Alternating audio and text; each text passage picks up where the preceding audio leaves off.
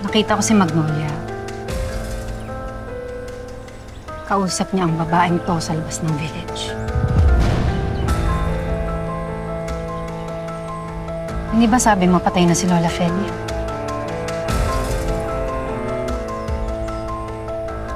Huwag na nga tayo maglokohan, Amira.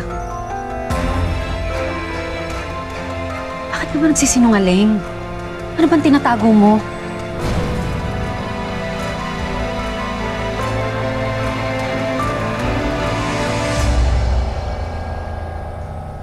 Ano ba kasing gusto mong marinig sa akin, ate? Yung totoo!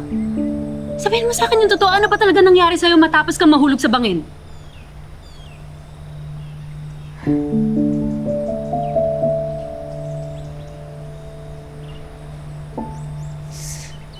Ayoko nang balikan yung nakaraan, ate.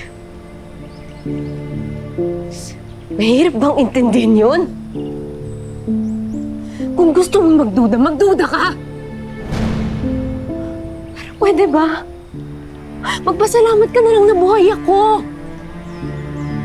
O baka naman yun ang gusto mo? Yung nabulok ako sa hukay.